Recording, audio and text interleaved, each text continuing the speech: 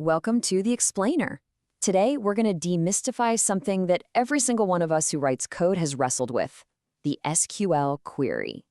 We're going to uncover that secret process, the magic that happens right after you hit run and before you get your results. So let's start with a scenario that is, well, it's just painfully familiar, right? You've got a query, you run it, and boom, it's lightning fast.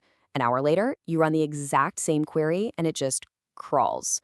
What in the world is going on behind the scenes to make it so unpredictable? To really get to the bottom of this, we need to pull back the curtain on a pretty big secret about SQL. See, you might think you're handing the database a strict set of commands, but you're really not. You're doing something totally different. I love this analogy. Think of it like this. You're just declaring what you want. You say, hey, I need the total sales from last quarter. You don't say, okay, first go to the orders table. Then I want you to use the index on the date column. Then join it to the products table. Nope. You're just stating what you want, not the how. And that right there, that is the absolute core concept that everything else is built on. SQL is a declarative language, and that means some other part of the system has to be the brains of the operation. It has to figure out the how, all on its own. So who is this brain? Well, this is where we meet the hero of our story, the query optimizer. You can think of it as this brilliant little detective, a master strategist, whose entire job is to come up with the single most efficient plan to get you the data you asked for. And its process is, honestly, it's elegantly simple, but it's also incredibly powerful. First, it just brainstorms a whole bunch of different ways it could get your data. Then it estimates how expensive each of those plans would be. And finally, it just picks the one with the lowest cost. Simple as that. But wait, when we say cost, you might immediately think time, right? But it's so much more than that. It's a really complex formula. The optimizer is weighing everything. CPU cycles, how many times it has to read from the disk, how much memory it needs, even network traffic. It's the total resource hit. So the big question is, how on earth can it estimate all of this without actually running the query first? Well, just like any good detective, it can't work in a vacuum. It needs clues, it needs evidence.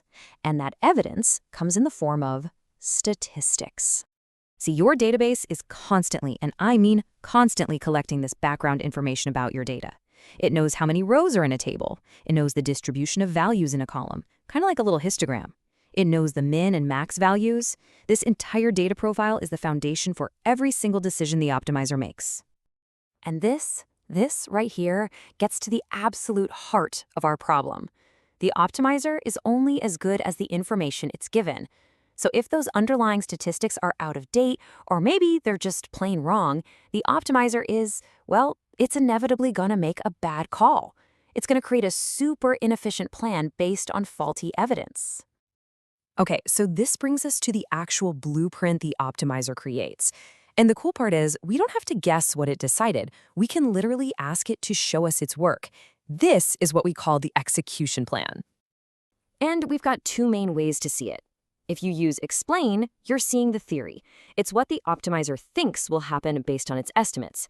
But explain analyze, that's the good stuff. That shows you the reality. It actually runs the query and reports back what really happened, step by step, with the actual time and the actual number of rows. Now, I know, execution plans can look kind of scary and intimidating the first time you see one. But trust me, the mental model is really simple.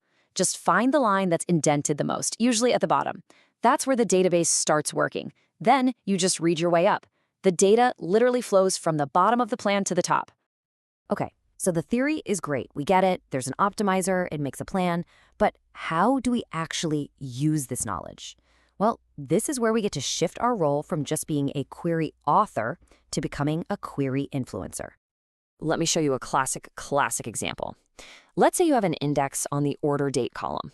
If you wrap that column in a function like yeary, you've just made that index completely useless. The database has no choice but to scan every single row to check the year. But if you rewrite it to use a direct date range, suddenly you're allowing the database to use that index to jump directly to the data it needs. It's a tiny change in your code that can have a massive performance impact.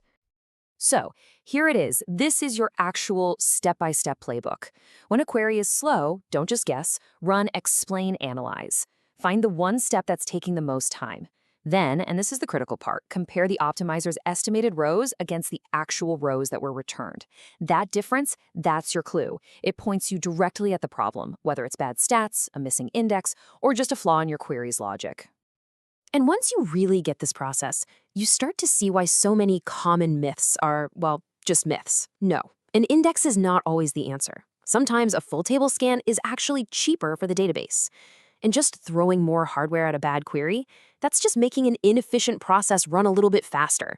The real key is to fix the plan itself. So if there's one thing you take away from all this, let it be this. To truly master database performance, you have to change how you think. You need to stop focusing only on the SQL that you write and start focusing on the execution plan that the database creates from it. Because at the end of the day, databases don't execute SQL. They execute plans. If you learn to read and influence those plans, you will be in complete control of your performance.